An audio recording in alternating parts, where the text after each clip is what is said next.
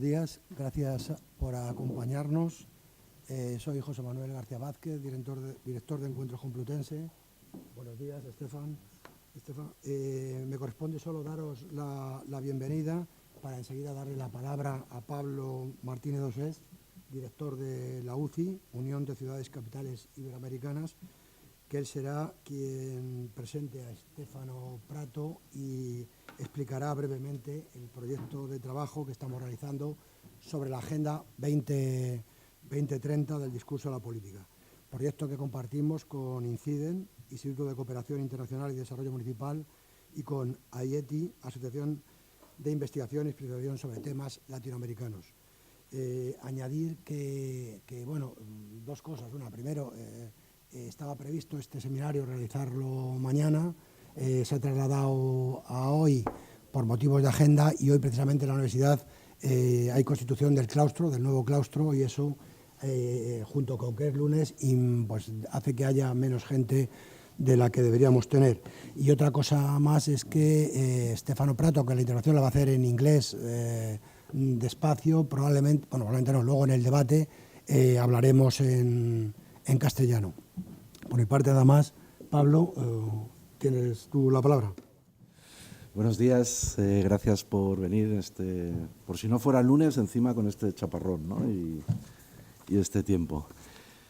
Bueno, la idea es que tengamos un tiempo de diálogo abierto, ¿no? Aprovechando la presencia de Stefano en Madrid. Y dejadme solo que diga unas palabras para poner en contexto, ¿no? esta conversación y el propio ciclo de conferencias que, junto con Encuentros de la Complutense, el Ayuntamiento de Madrid, INCIDEM y AIETI organizamos, ¿no? Estamos en un momento en el que la Agenda 2030 se está convirtiendo poco a poco en la retórica más o menos aceptada por parte de los diferentes gobiernos, más o menos presionados para presentar sus informes voluntarios anuales en Naciones Unidas, más o menos presionados según los países y los lugares por las organizaciones de sociedad civil, por los agentes del mundo del desarrollo o de la ecología, pero ciertamente encontramos pocas oportunidades, pocos espacios y pocos productos que nos ayuden a reflexionar de manera crítica sobre lo que significa la Agenda 2030 y lo que está de alguna manera latente y motiva esa gran agenda internacional, ¿no? En otras ocasiones hemos hablado de grandes transformaciones que son imprescindibles y que de alguna manera están expresadas en la Agenda 2030, cuando hablamos de la transición económica hacia espacios de sostenibilidad, cuando hablamos de transformar modelos de producción y de consumo, o también cuando hablamos, como va a ser el caso de hoy, de la cuestión de la desigualdad. Los que tuvimos ocasión de participar en la discusión las discusiones, ¿no? en el periodo de construcción de la Agenda 2030, entendimos que la incorporación de un objetivo específico dedicado a desigualdades era una pequeña victoria, ¿no?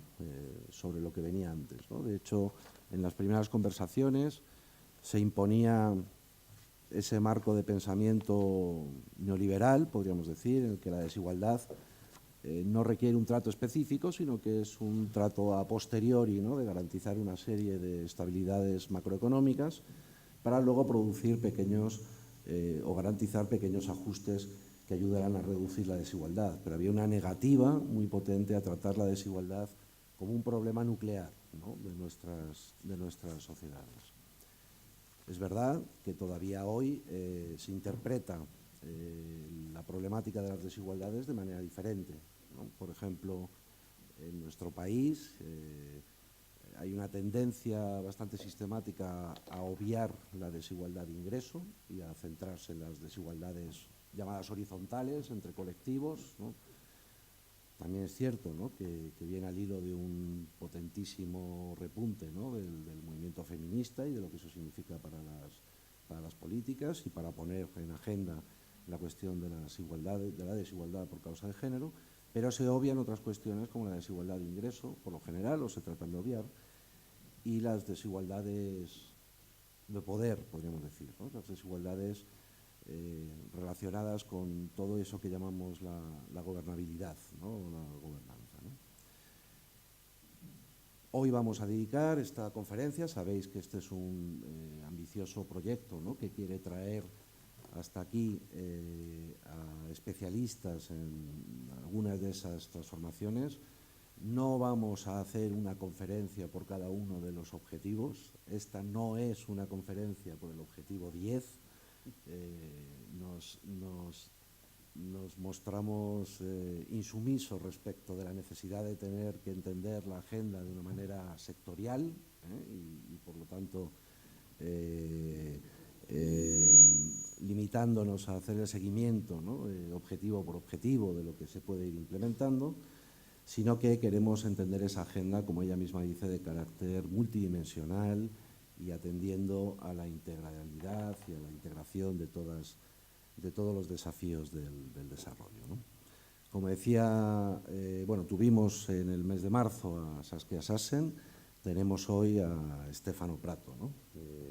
Amigo ya, le conocimos participando en algunos grupos transnacionales o internacionales de sociedad civil en ese periodo de construcción de la agenda, seguidor de las cuestiones de la agenda internacional, especialmente de las cumbres de financiación para el desarrollo y por su discurso y su trabajo, pues un verdadero especialista en desentrañar cómo es la situación o cuál es el análisis más conveniente para entender no solo cuáles son las desigualdades actuales, sino cómo debe lucharse contra ellas, ¿no? Y eso a partir de un conocimiento muy directo y muy profundo de la construcción de la agenda, también de la cumbre de financiación para el desarrollo y de todo el proceso de financiación, ¿no?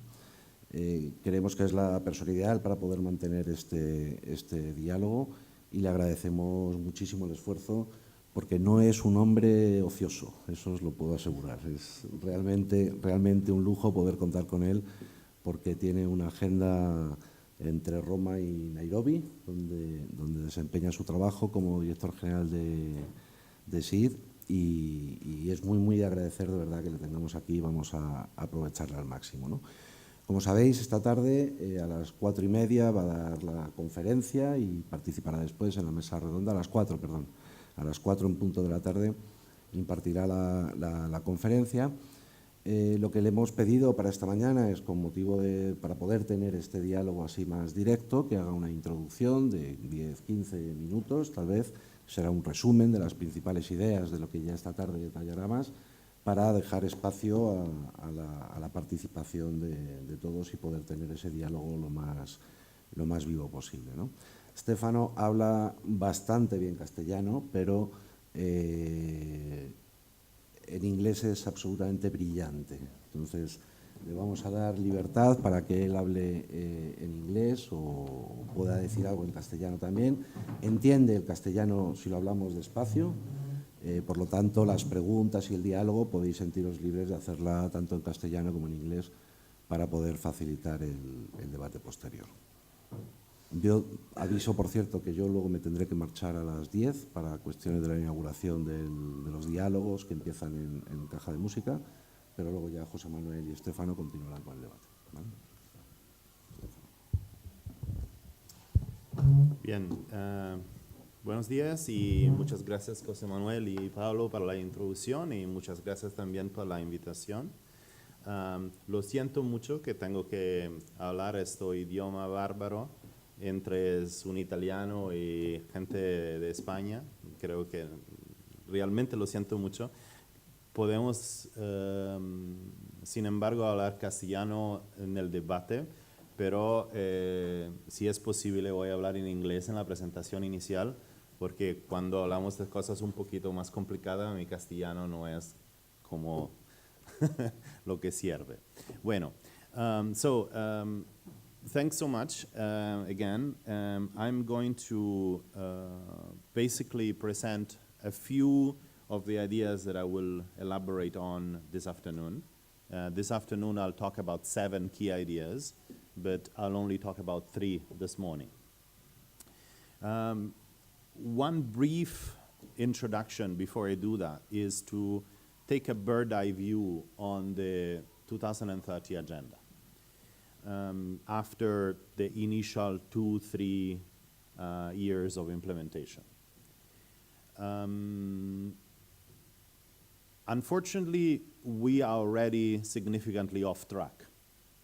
In 2017, despite, in early 2018, despite a slow recovery of the global economy, not generalized, mostly the large economies, what we have seen is we've seen an increase in poverty, an absolute increase in poverty, an increase in emissions, and also the increase in poverty not only because of the re-acutization of famines or chronic conflict situations, but because of the increase in the profile of vulnerability.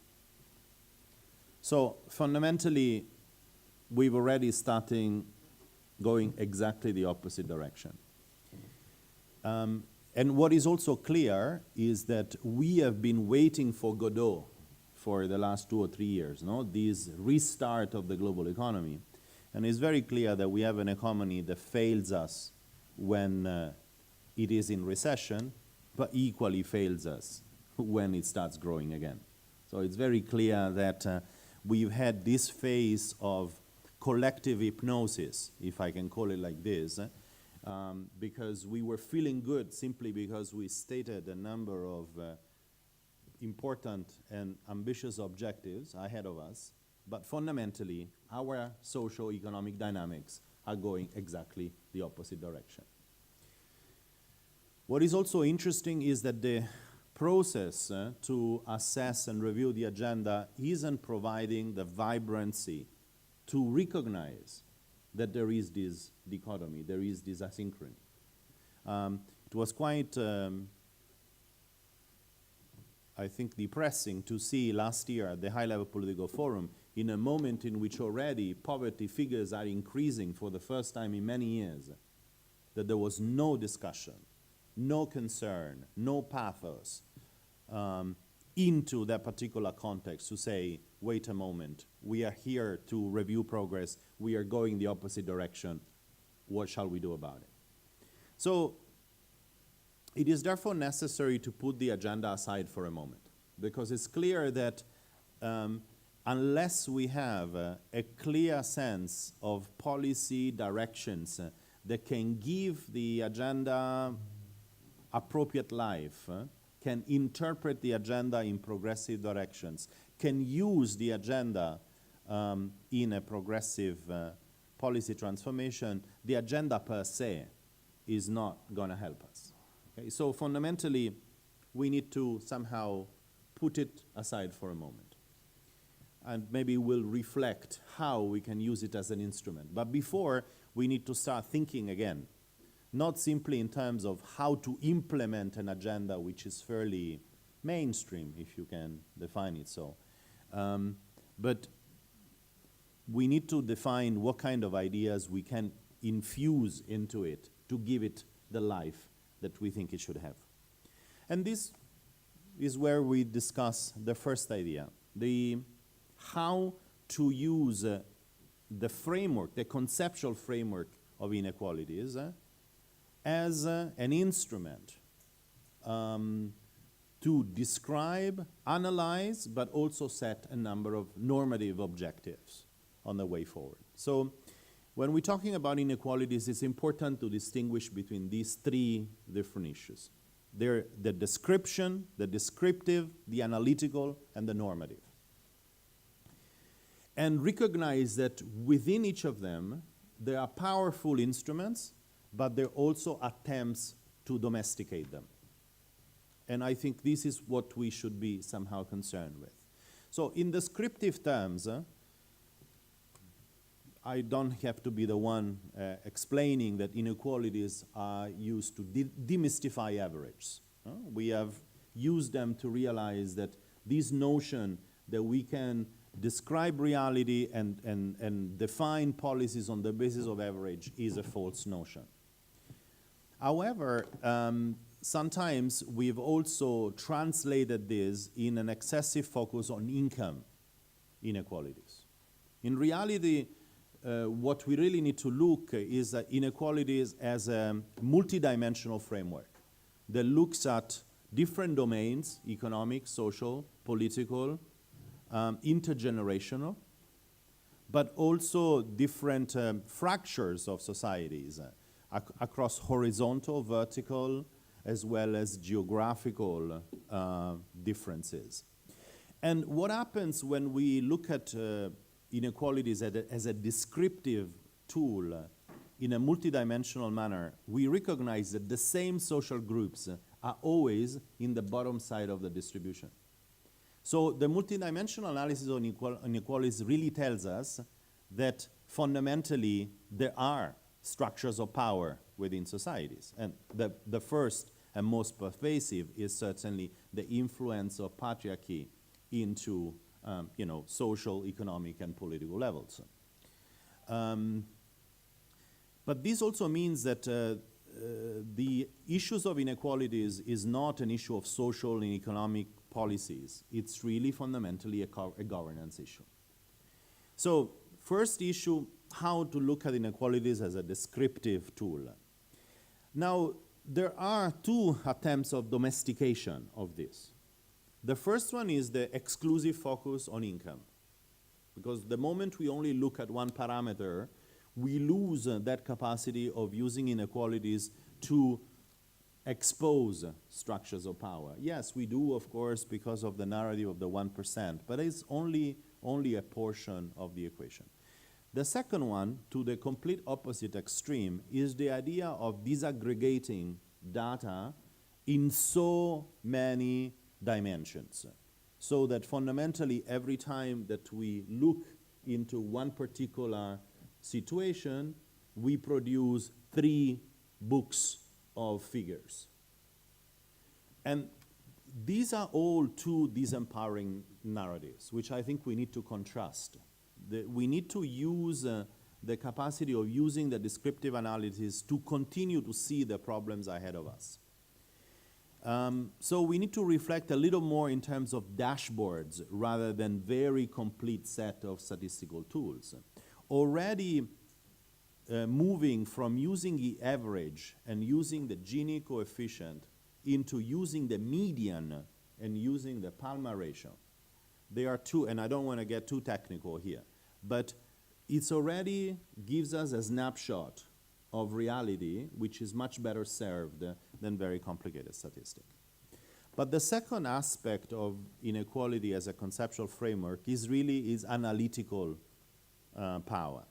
The fact that rather than looking at poverty as an isolation, we look at the relationship between prosperity and marginalization. And when we do so, we recognize pretty quickly that many of the forms of modern prosperity are actually based on forms of marginalization. There is a direct connection one with the other. They are in many ways forms of exploitation of natural resources, of cheap labor, cheap energy, and so forth. And this gives us a powerful instrument to answer the question on why is it our economy isn't moving forward.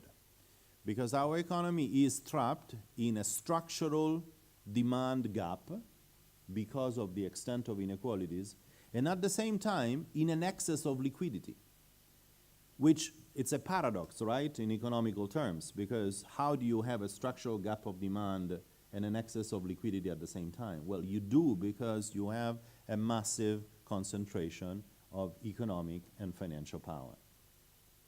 So the framework of inequalities is quite useful to assess development strategies, or simply strategies at various levels of societies, because it exposes the particular impact of public policies and public investments on different social groups. Now, unfortunately, even this is being subject to a significant domestication effort, which is the one that has basically what I call has used a replace all approach. You know, you want to discuss inequalities, just do replace all. Every place in which you located poverty in the past, you put inequalities. You're done. Well, that's fundamentally is reducing the inequality framework to yet another way of describing the old notion of poverty. And I think it's something that we need to resist. It's impossible to discuss inequalities if only we focus on the excluded, no matter how much morally imperative and pressing that might be. Because unfortunately, the root causes of their exclusion are in the full scale of the distribution of economic and political power. And unless we look at that, the term in which we will look at the excluded will always be one of, allow me the term, social bribery. It is not a case that over the past few years we had such an increase in discussions over social protection, basic incomes, and so forth. Am I against? Don't get me wrong. There's nothing wrong, and it's essential, particularly in the short term. But to what extent this is transformative? Or we're simply establishing a generation or a whole set of social groups which are weak enough to remain domesticated, and to which we simply are passing on a few crumbles from the table of the rich for them to manage to remain afloat. So to what extent we are just creating yet another structural marginalization. So the inequality framework is quite clear, and this takes me to the third and last dimension of the inequality framework, which is this normative power. When we look at it this way, tackling inequalities, addressing multidimensional inequalities can be seen as the fundamental overarching policy objective. Because the moment we move that forward, we have a cascade effect in all other domains. Now, of course, in order to do this, we need to be very clear of the distinction between inclusion and equity. Because the way in which this is being disempowered is by looking at the inequality question purely as an inclusion question. Now, inclusion is important because, of course, if you don't have inclusion, you are dealing exclusively with complete marginalization, but at the terms of inclusion, which are important. The factory workers or plantation workers are included in the economy. Their problem is not inclusion, but the fact that they do not even have living wages or their fundamental rights are completely violated means that the terms of inclusion are exploitative. And this is what generates an understanding of inclusion, which is fundamentally a social bribery, and is being sold all over as addressing the poverty question, because people have some sort of an employment, but in reality they remain segregated in structural conditions of marginalization. So in all of this, to conclude, the inequality framework tells us that fundamentally it is a very powerful way of describing reality, of analyzing the relationship between prosperity and poverty, and providing a very clear normative guidance on how to move forward in an overarching manner. Now that takes me to the second point, which because of time I won't elaborate a lot. It's therefore impossible to discuss inequalities if we do not discuss socio-economic transformation, which are necessary. Because there is no way of tackling inequalities purely with social and economic policies that try to do secondary redistribution. The range of inequality is so large that at that level, without structural transformations, you only can tinker with the margins. but the reality is that there's no fundamental reorganization of power that is possible. So in this respect, transformations are required at three different levels. One is a micro transformation, which is fundamentally a transformation of the production model. I mean, we continue, and you know, a lot of people will look at this as utopian, no? But you know, if we're not talking about serious things, then I don't know what we're talking about. The reality is that we continue to be based on a production model that considers everything that matters as external, that has constantly framed the relation within the factors of production in a manner in which natural resources are free and employment is actually the most expensive of the factors of production, because this is where also public policies has placed the entry point for taxation. So the reality is, and again, I don't have time to get into this now, but the reality is there's a plenty of perfectly legal practices which are completely unsustainable, but not only, very often they are lethal. There's a very good book which I suggest is Lethal but Legal. Some of you might have read it. And when you come into the space of food or health, you know, this is really very tangible. So unless we fill the gap between what is legal and what is sustainable, it's very difficult to fundamentally move forward. So the issue of the production model transformation is essential. The problem is that it's very difficult to do it within a local national space because of the nature of the global economy.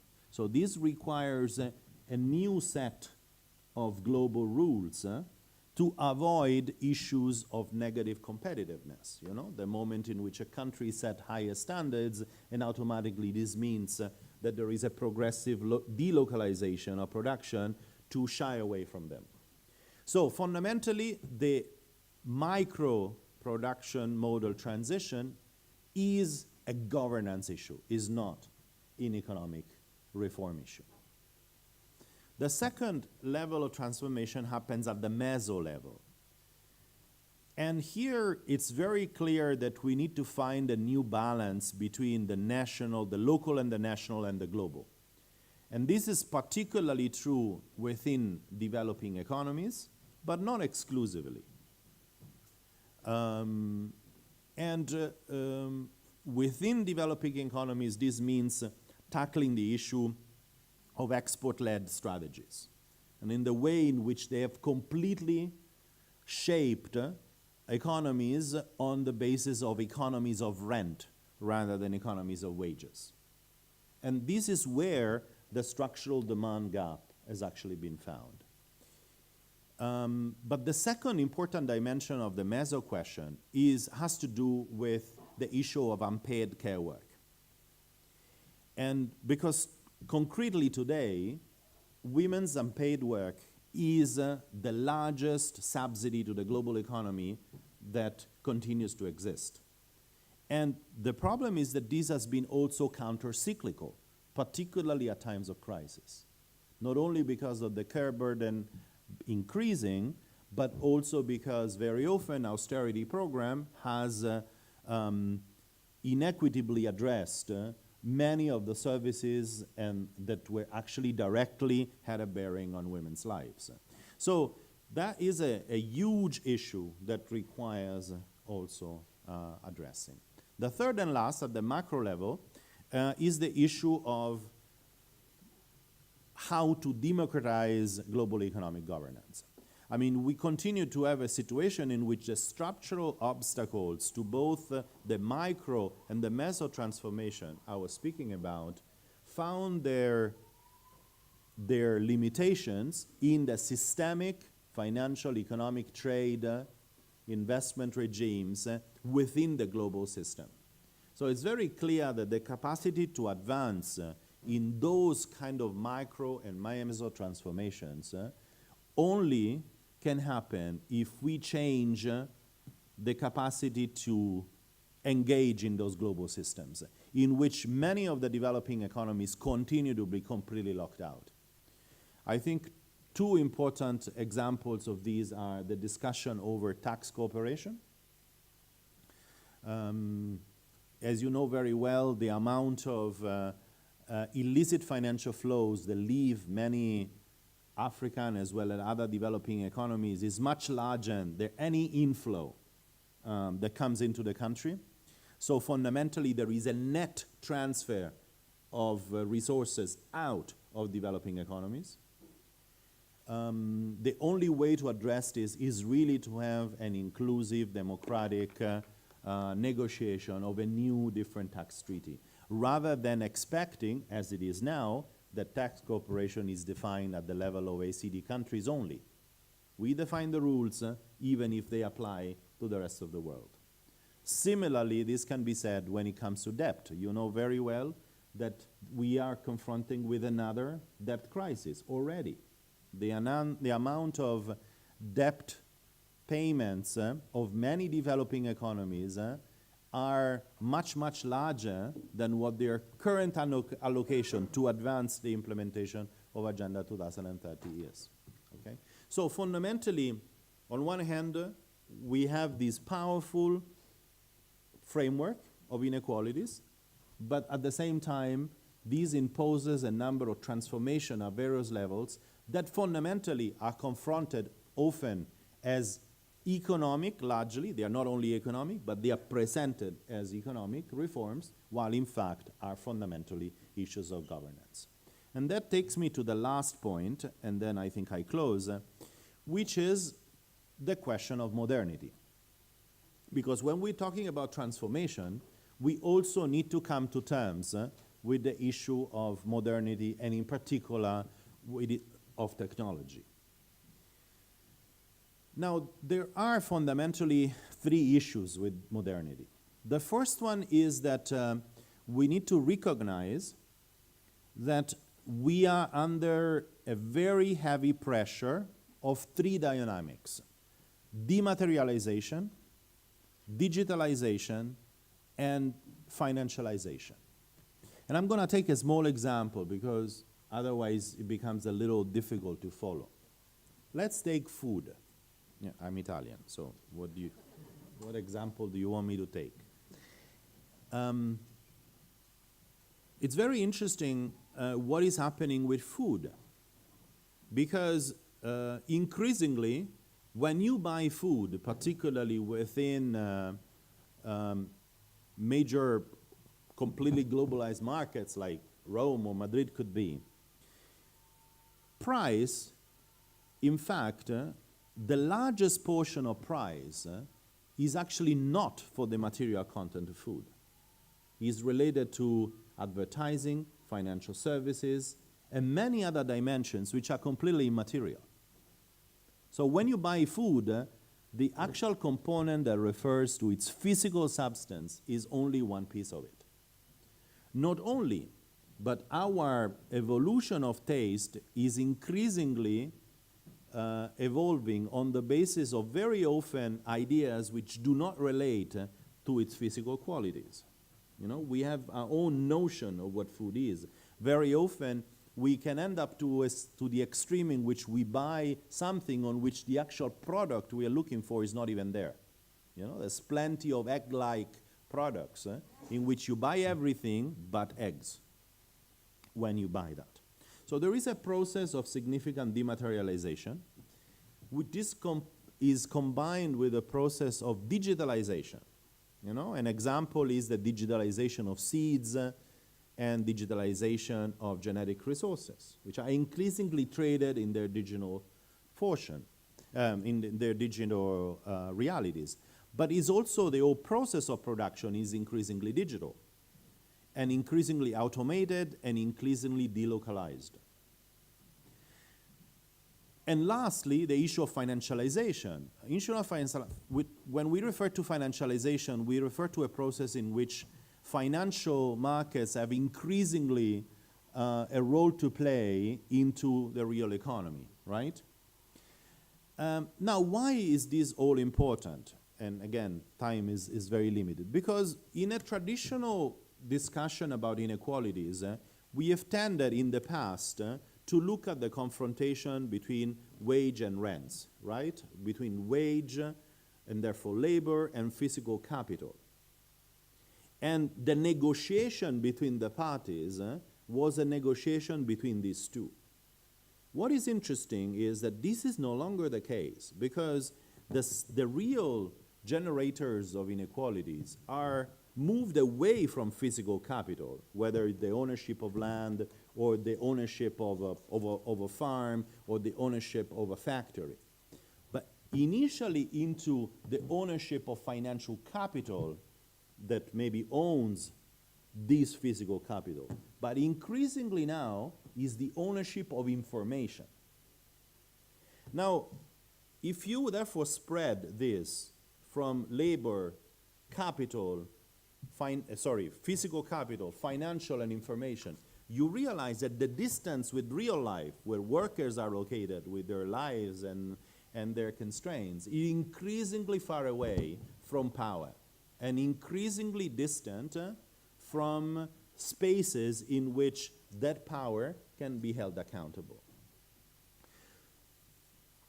So the challenge of inequalities is not only the economic and political concentration of power versus, wage-based labor, but it's the fact that that power is hiding in places that are not even known. So the governance question becomes much more complicated than simply winning an election. The issue is, how do you re-articulate, reinvent spaces and frameworks that can hold this power accountable, considering that it's largely transnational and is largely based on a process of liberalization that has created rules which are not very easy to backstage from. So this is a little bit the challenge. When we bring it back to conclude with the 2030 agenda, it's very clear that that remains a rhetoric if we are not able to master this governance question. And this governance question has fundamentally the fundamental problem we need to confront.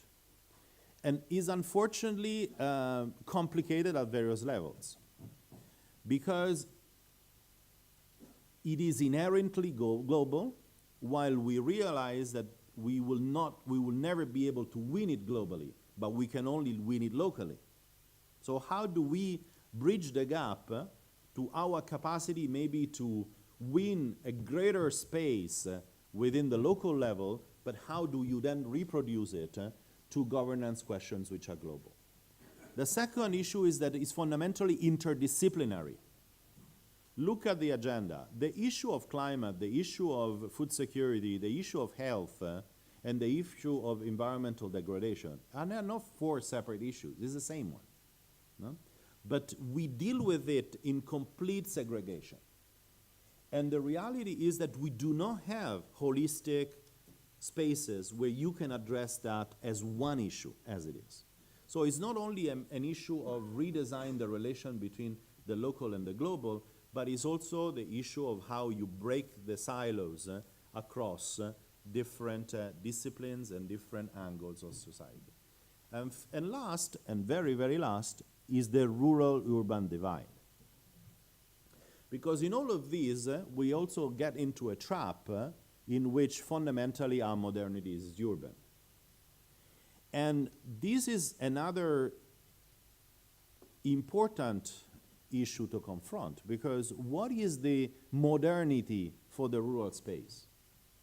Because many would consider this even an oxymoron. It doesn't exist, because the rural space is basically, a place which has to do with the past, or it's backward by definition, So I think these are all questions that come into the governance question, and is something in which honestly we still do not have very clear pathway, but unless we resolve this, then it's very difficult to discuss in a non-rhetoric manner the issue of the 2030 agenda. And I think I've already spoken too much, I think.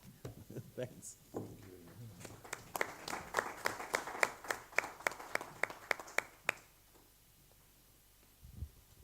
Muchísimas gracias, Stefano. Como decíamos antes, sin preámbulos entramos en el diálogo, así que tomamos palabras entre José Manuel y yo y bueno, podemos ir recogiendo una, dos o tres según el ánimo y vamos agrupando respuestas o como prefiráis.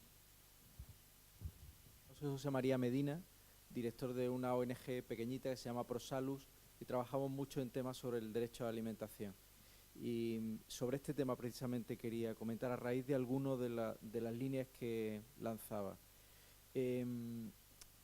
Comentaba en torno a este problema de la gobernanza, algunos ejemplos sobre el sistema alimentario.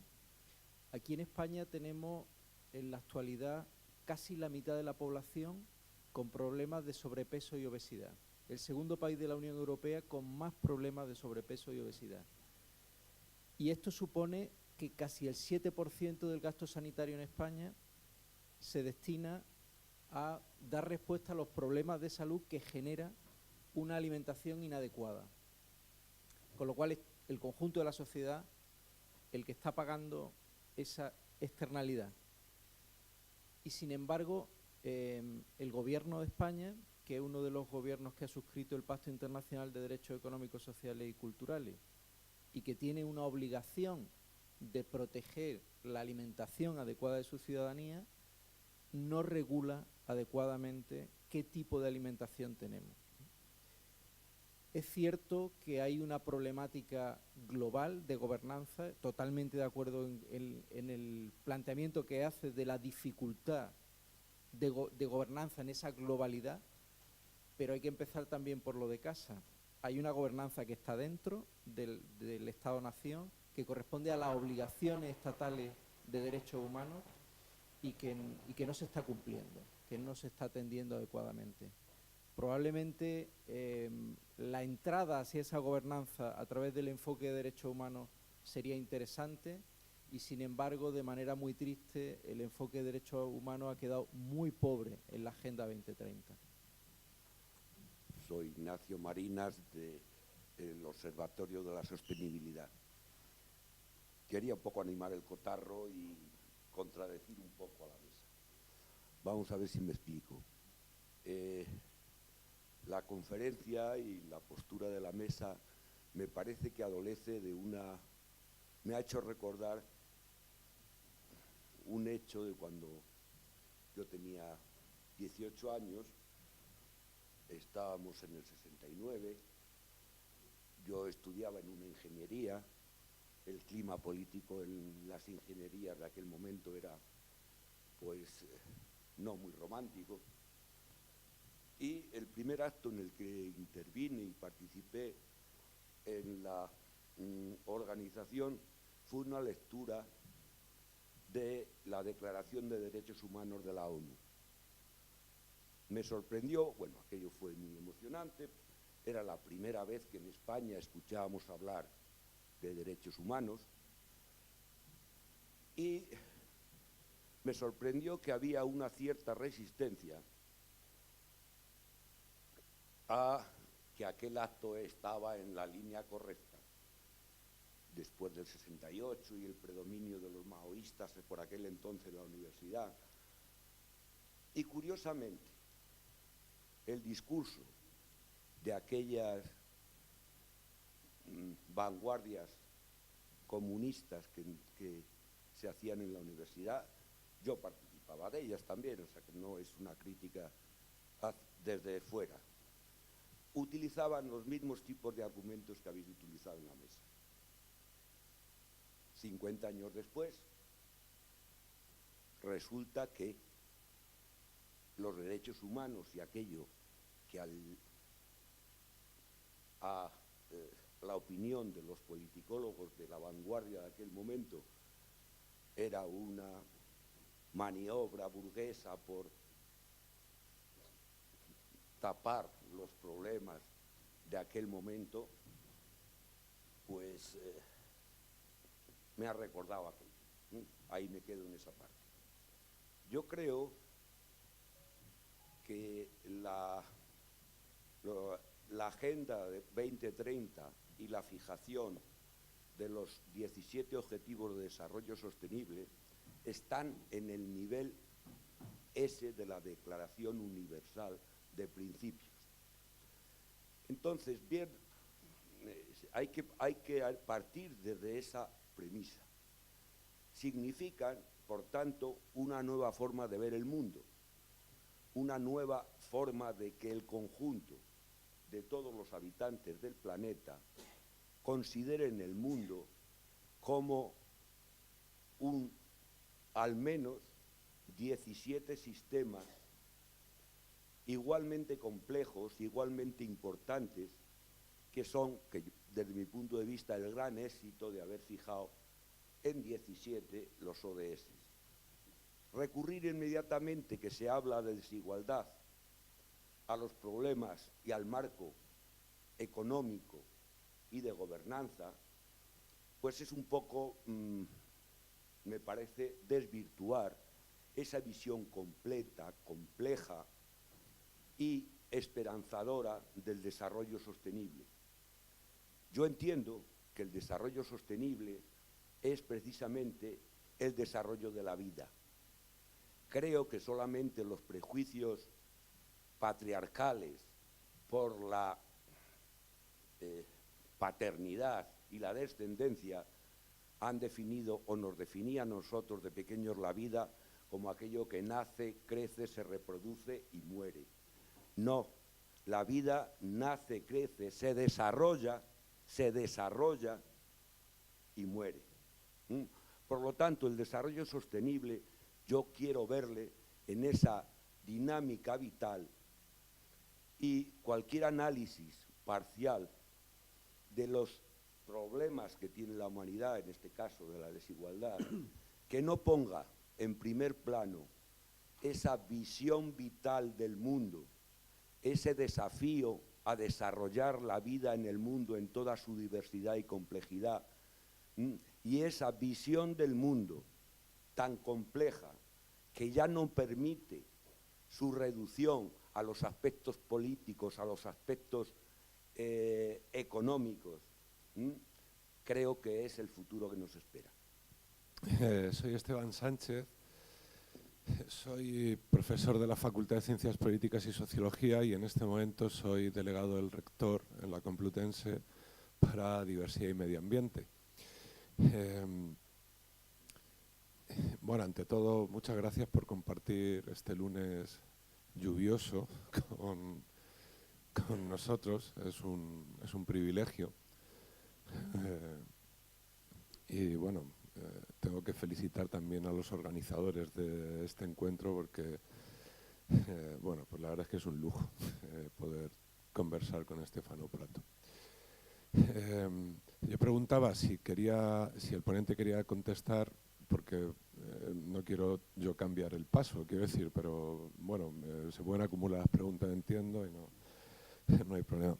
A mí me interesan desde muchos puntos de vista me interesa desde muchos puntos de vista el análisis de la Agenda 2030 y sobre todo me interesa el enfoque que se está planteando en este seminario, porque la incorporación de las desigualdades sociales como, si se me permite la expresión, un criterio de sostenibilidad es algo que tendríamos que haber conseguido hace mucho tiempo. Afortunadamente se ha conseguido ahora y por lo menos se ha puesto sobre la mesa como un elemento básico de la agenda.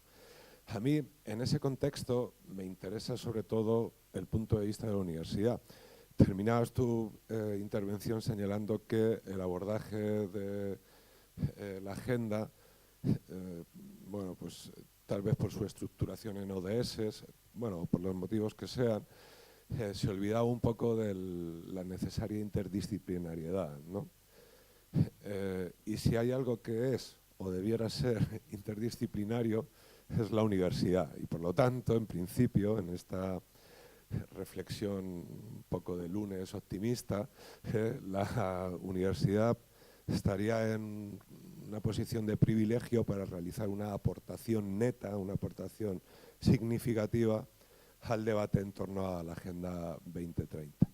Precisamente hace poco, en el marco de la CRUE es la conferencia de rectores en España, lo digo para el ponente, para Stefano, organizó una reunión intersectorial entre el ámbito de cooperación y el ámbito de sostenibilidad para abordar esta cuestión, el papel de la universidad frente o ante, mejor dicho, la Agenda 2030. Y mi pregunta en ese sentido es muy directa, porque me gustaría, y sería de máximo interés para mí, conocer cuál es tu opinión en torno al papel que puede jugar las universidades, o la universidad, no sé muy bien cómo plantearlo, bueno, las universidades en el marco de la Agenda 2030, porque yo tengo un aspecto muy claro y es la responsabilidad de generar universidades inclusivas. Eso lo tengo clarísimo. Ahora, tú mencionabas la diferencia entre la noción de bueno, pues inclusión y la de equidad, ¿no? Entonces, al menos en la Complutense sí tenemos muy claro que la inclusión es fundamental hacia adentro y trabajamos para ello, pero se me escapa un poco, no se me escapa, pero me genera más dudas las posibles pasos o acciones para contribuir a la equidad social por parte de las universidades, que al final es de lo que estamos hablando, si no me equivoco. Entonces, aprovecho y abuso de tu presencia aquí para bueno, pues pedirte opinión y sugerencias al respecto. Muchas gracias. Hola, yo soy Marisol, vengo del Ayuntamiento de Madrid de Análisis Socioeconómico. Y bueno, lo primero, muchísimas gracias por la intervención, me ha encantado. Y yo también voy a usar un poco, ya que te tenemos aquí, y para que nos des unos poquitos consejos a nivel local. Porque hace 3 años realicé un estudio muy técnico sobre distribución de la renta en la ciudad de Madrid a nivel local. ¿Vale? Muchas de las conclusiones que salieron de ahí, bueno, aparte de la brecha que existe, por supuesto, la desigualdad que tenemos en Madrid, muchas de las conclusiones eran para hacer algo a un nivel estatal.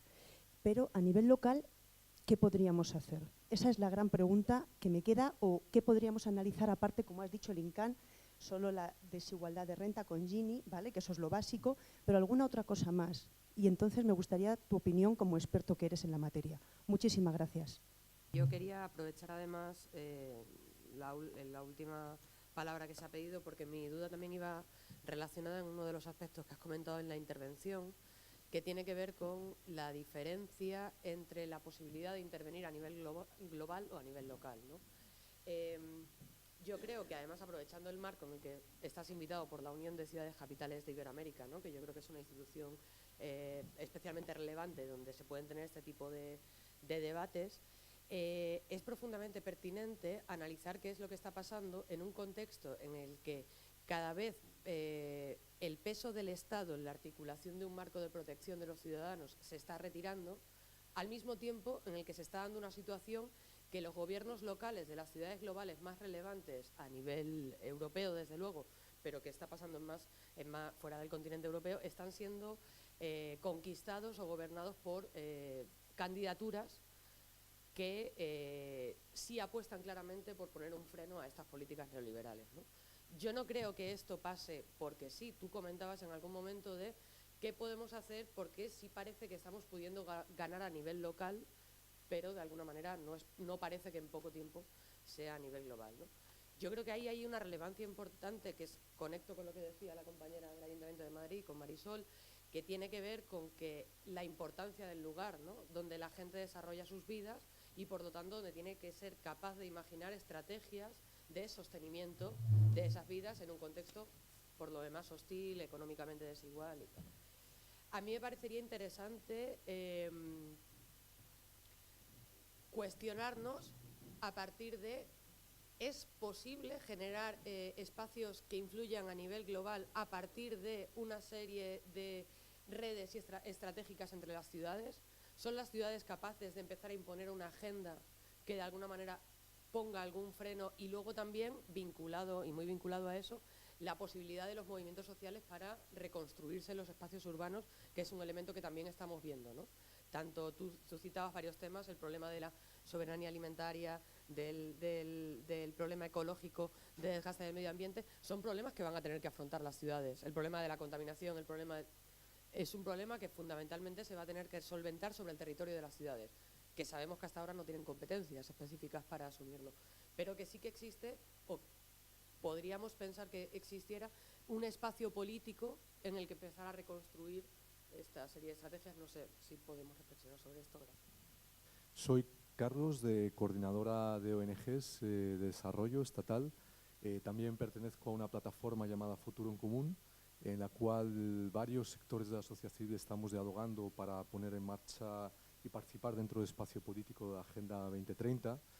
Y mi pregunta es, Stefano, si nos puedes dar algunas claves sobre el papel de la sociedad civil, pero sobre todo para un papel muy específico. Nosotros hemos decidido que no queremos hacer marketing de circulitos, sino en la participación de la Agenda 2030 queremos facilitar y estar en un espacio transformador. Lo que estamos viendo hasta ahora en nuestros países, y hablo sobre todo de la Unión Europea, que es el caso que conozco más, es que la Agenda 2030 hay una tensión política entre una propuesta de avance en la Agenda 2030 que es más legitimadora o con cambios cosméticos, como has señalado en el tema del marco de desigualdades, y una propuesta más transformadora. Nosotros tenemos claro que queremos estar empujando una visión transformadora de la Agenda 2030, pero nos enfrentamos a grandes desafíos como sociedad civil a la hora de pensar cuál es nuestro papel, qué nuevos liderazgos, nuevas formas de trabajar, cómo romper los hilos internamente también, porque es muy fácil venir de tradiciones, sean de medio ambiente, de cooperación para el desarrollo, cómo podemos cambiar internamente, pero al mismo tiempo no estar facilitando esa visión legitimadora o cosmética de los cambios que estamos enfrentando. ¿Cómo explicar esto a la gente dentro de la sociedad civil? ¿Cómo explicar esto a la ciudadanía para no convertirnos en vanguardias totalmente desconectadas? ¿Y en qué procesos clave tenemos que estar, ¿no? Tenemos identificados varios, pero ¿cómo avanzar en todo esto, ¿no? Si tienes algún tipo de buen consejo o guía. Muchas gracias. Se me ocurren tres cosas que me gustaría comentar, son conectando con otras cosas que he leído recientemente. Una es, tú hablabas de este movimiento del poder hacia la información. Pues hace poco leí un artículo que decía, estamos dejando la era de la información para pasar a la era de la reputación, ¿no? Como esto de los fake news y tal. O sea, no importa quién tiene la información, no la información, sino quién dice esa información. No sé, por si te puedes hacer alguna conexión.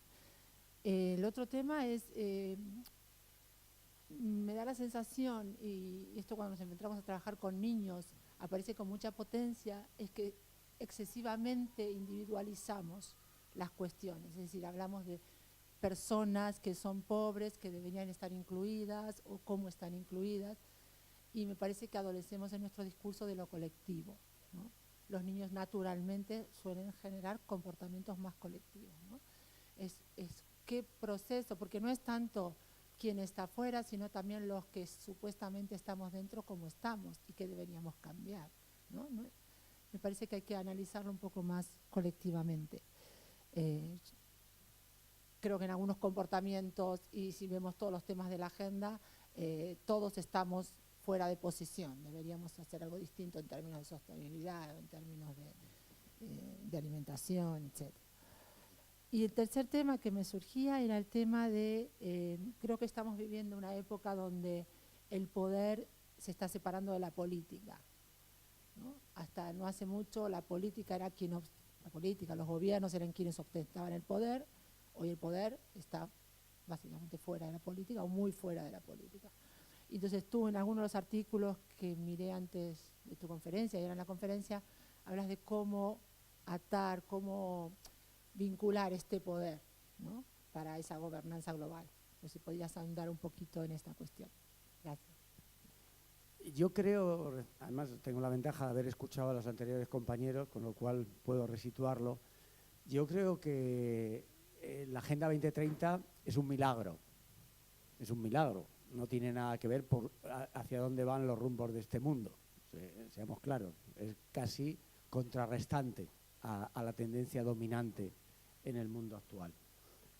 Hasta podríamos decir, más allá de la discusión que plantea Ignacio, de que es un programa de transición para la sociedad, ¿no? En ese sentido es sorprendente que lo firmen tantos países. Hay una diferencia cualitativa con los objetivos de desarrollo del milenio, muy cualitativa. Yo recuerdo que cuando discutíamos el tercer y cuarto plan director, y está José María, que participó activamente, hubo una discusión soterrada entre si el eje debía ser la lucha contra la pobreza extrema o el eje, como ya planteamos alguna gente, tenía que ser la lucha contra la desigualdad. Ahí había dos concepciones diametralmente opuestas de lo que se debía desarrollar. Al final prevaleció la posición dominante en los organismos internacionales, que fue el tema de la lucha contra la pobreza. Los objetivos de desarrollo sostenible o la Agenda 2030 tienen también un factor que da para maravillosos discursos. Permite hacer discursos a gobiernos como el nuestro, cuya orientación es diametralmente opuesta al contenido y al sentido de los ODS. Yo creo que Carlos hablaba de cómo no barnizar los temas, pero yo creo que este es un tema sustancial. O sea, hace muy poquito tiempo la vicepresidenta hizo un discurso en la ciudad de Soria que parecía sacado de otras alforjas ideológicas, ¿no? Y se sienten cómodos con ese discurso porque limpia, no fija ni da esplendor como la Real Academia, pero limpia. Yo creo que en ese sentido es muy importante lo que se dice en esta convocatoria de aquí al 2019 que estamos haciendo la Complutense, la UCI y Inciden, yo pertenezco a Inciden, que es del discurso a la política. Del discurso a la política significa una cosa, superar el aspecto declarativo de la Agenda 2030 para materializarlo en políticas prácticas, no a futuro, sino hoy. Y eso es lo que es complicado. Y eso es lo único productivo, además. Y ahí me parece, en ese sentido, muy interesante una cuestión que has planteado de la necesidad del análisis de las estructuras de poder. Porque de ahí deviene la trilogía de la intervención local, estatal o gobernanza de la globalización. El análisis de las estructuras de poder es determinante. ¿Por qué? Porque, en teoría, la Agenda 2030 hace o debería hacer aquello que en su tiempo dijo A.P. Thompson sobre cómo limamos las estructuras de poder. O sea, es una lucha respecto al poder. Y para ello hay que tener plataformas de poder con políticas diferentes. Ahí es donde entra el sentido profundo de los temas de lo local que ha planteado Sara, de los temas de la gobernanza a nivel de nación o de los temas realmente determinantes de la gobernanza de la globalización, ¿no? Entonces yo creo que una de las cosas que más retengo es este tema de que la Agenda 2030, los ODS, para que dejen de ser un factor declarativo de embellecimiento de una situación que no tiene nada de bella, hay que entrarle al tema de las estructuras de poder. Thank you so much. I think I'll have to try and speak in English, but then tell me if I mean, I'm not sure I have answers to all of these. You know, I think we are in a dialogue here. Let me start from this intervention and your intervention. I have nothing against the 2030 agenda. You know, I worked quite heavily in its construction. I was one of the advisors of the high-level panel of experts that, you know, launched the process. So I'm a firm believer in the importance of a global public agenda, and I believe that it has raised the bar, you know, beyond, it is more progressive than what the Assembly of Nations would have ever generated. No question about this. But my concept is an understanding of politics. I normally use an example with two rubber bands. I'm sorry, I don't have them here. But, you know, once you have an agenda which is agreed by everyone, you know, this remains a mainstream agenda. It's a matter of fact, right? It includes elements we like, it includes elements we like less. We need to have a vision on how to pull that agenda into one direction, because there are other visions that are actually pulling it in the opposite. And my feeling is that sometimes we are stuck in discussing the agenda as if this would be our vision. And I don't think that's correct. I think our vision, or my vision, is certainly much more radical and progressive than the agenda says. And I want to use the agenda as an instrument to pursue that. But what I find very often that a lot of debates these days are framed not by this progressive vision, by the agenda itself. So not how to use the agenda to go in one direction, but rather on how to implement a somehow static notion of the agenda. I don't think this is what we want to do, you know. There are many things which are problematic within the agenda, or rather in a mainstream interpretation of it. The agenda is very silent about rights, and it frames most of what you call the fundamental values in terms of needs. It frames food as a need, it frames health as a need, education as a need. They are probably read, but I like to think about them as rights. And the moment I think about them as rights, then I have a different understanding of governance and the role of the public versus the private than many within the agenda has. I mean, we are seeing a very strong narrative that comes with it, which speaks about the inability of the state, the limitations of the state, the limited fiscal and normative space that the state has. And the result is that we need to appeal to the private to deliver on what the state cannot deliver itself. I think that's a problematic notion.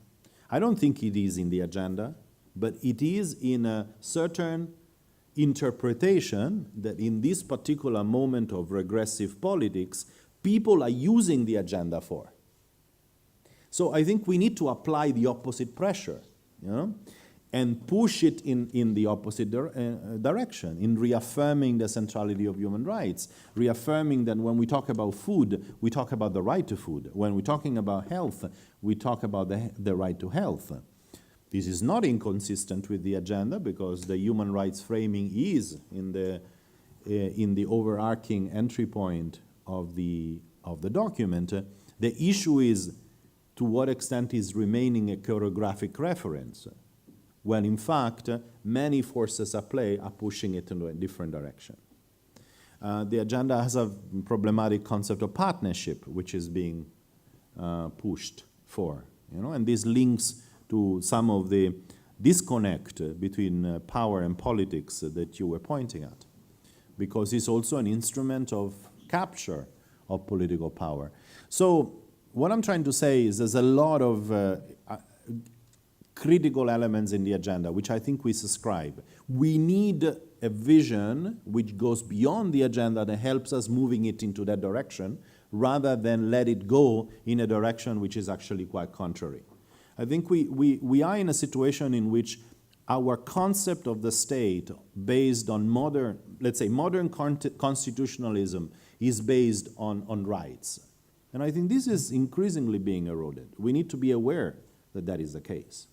And we are going back into the idea of ethics, you know? Now, ethics is important, nothing again about it. But the moment in which we see the state not as a duty bearer of rights, but having an ethical responsibility against those left out, we go back to a sort of a neo-feudalism. You know, I think, and I'm sorry, but I do believe this is at stake. it is at stake very clearly in the crossing of lines between the public and the private space, which is increasingly at play. So I think it's important to be aware that those very beautiful words that we can subscribe to can be used in the opposite of what they probably mean for us. And this means that we need to apply a countervailing force to move in the following direction. Now, this is where the issue of the local, for me, is essential. The local is both the space of resistance and a space of construction. And the fundamental role that we have within the local is certainly first one of resistance. And that's very clear when it comes to very of the dynamics of modernity that I was referring to. But it's also a space in which we can build alternatives. And if we do so, then we generate a dissonance with the global. I think the power of the local is fundamentally the power of the tension it managed to generate in expressing diversities and expressing alternatives that actually generate dissonance with this sort of homogenizing and hegemonic idea of modernity that comes from the global. It is not going to be dramatically easy because, unfortunately, global mechanisms are percolating down to very much to even to the rural space in developing economies. And with this, I am connecting with the issue of food, which is very, very close to me. For me, food is the ultimate barrier of resistance as well as the fundamental space to construct an alternative. Because when we're talking about food, we don't talk only about, we talk about the nexus between food, ecology, identity, and health. Because food is all of these things together. It's an issue that is very close to me, also because I'm the coordinator of the global platform on nutrition and also part of the editorial board of the Right to Food Watch. No? So food is a good example of what I was referring to before. I mean, when we look at food, we see how it is impossible to think about policies in a silo approach. And what you were mentioning about the overweight, epidemic and the fiscal implication that these have on our budget is absolutely true. But you can also extend to the space of our identities and culture as well as to the impact on our ecology. So the reality is that we need to reclaim diets, healthy and sustainable diets, as a fundamental public good. To the point in which we recognize that the impact of our single individual unsustainable choices in terms of food actually have very heavy bearing on society, on our environment, on our fiscal systems, and so forth. But there's a lot of resistance to do so, because the interests engaged in food are huge. I tend to talk about the tribal business of nutrition. No? The tribal business of nutrition starts with the significant penetration of junk food, which generates significant nutritional imbalances, to which there is a second huge business that comes from supplementation. Rather than redirecting diets, there's a pill for everything that you may be missing, which is another huge business. But because you'll still get sick with diet-related non-communicable diseases, then you basically require lifelong drug treatment, which is fundamentally another gold mine. So there are very heavy business at play in these sort of tribal business. Now, this goes back to the issue of the local, because it is within the local in which we can reassert our sovereignty over food. It's not going to be easy. because the influence, the penetration of the large distribution, the impact of advertising is very strong. But we can build resistance as well as construction. I think in Italy as well as in Spain, there's a lot of focus on short production chain, on reconnecting producers with consumers, to having a different discourse over diets, even if sometimes that is a little bit of a niche, luxury, fashionable dimension, which I think is not as good as we like it to be. So that is something we can reacquire control on. And I think if we fix food, we are fundamentally a big step forward in implementing the agenda, advancing it forward, and also control, somehow power and politics, reconnecting power and politics. Of course, the focus on the individual is problematic. A little bit the point you're saying. It is being used to shy away from systemic drivers of social inequalities.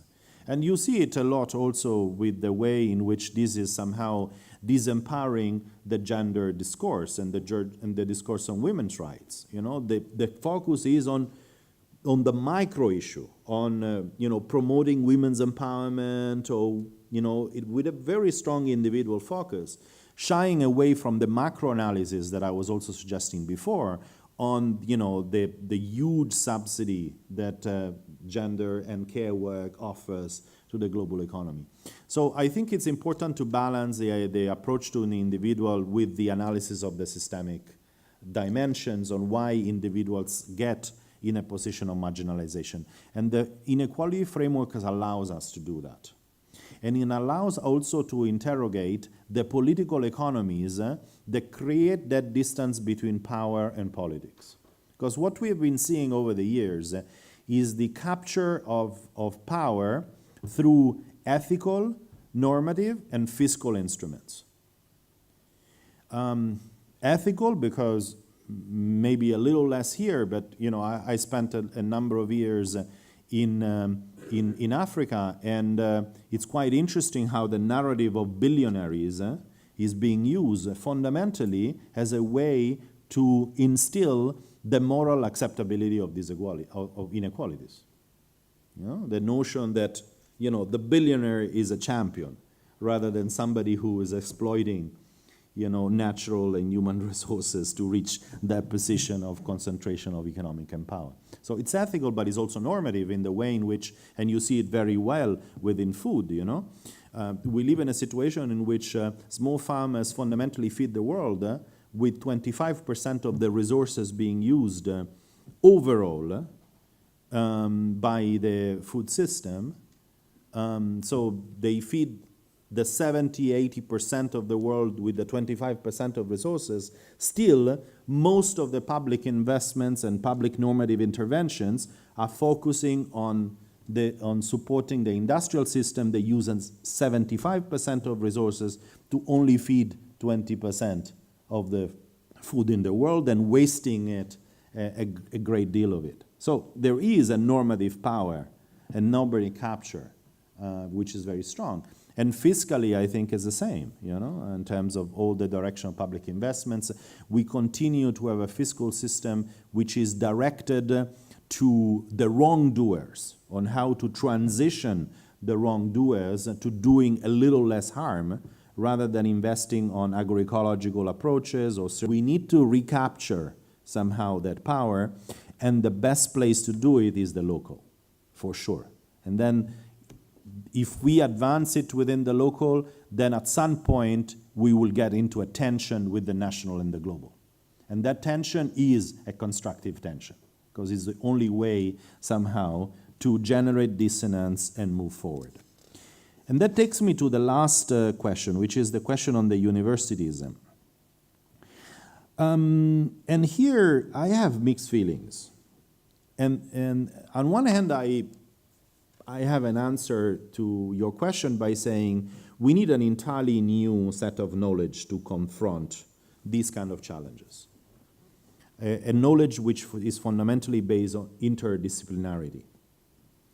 and the capacity of seeing the nexus and connecting the dots, much more than diving into any one particular subject. And the universities should be the place in which that knowledge is constructed. I don't know about Spain, but I can tell you that in Italy, and I speak because I also teach in one university, I'm afraid we are pushing to exactly the opposite direction. We used to have, as Italian, a fairly generalist knowledge. We have been accused by all over the world because we study Latin, we study history, we study all sorts of things, rather than the nitty-gritty of science. And but that is our identity. We are deductive rather than inductive culturally. You know, we move from the general to the particular much more than from the particular to the general. And but our university are being pushed to produce, and I use the term with intent, to produce students, to produce them in the shortest time possible, with the shortest diversion from their main focus as possible. And to be honest, what we find on the other side, on the side of the students, we confronted with a degree of passivity in confronting this, which is quite disarming. So what I see is that I see a complete divergence between what universities should be doing to deal with these challenges that the agenda poses to us and their actual direction.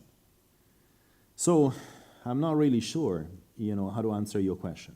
But certainly already framing that this dichotomy exists and this divergence exists is the starting point to try to bridge it. That's the only thing I can say. But operating within a university context,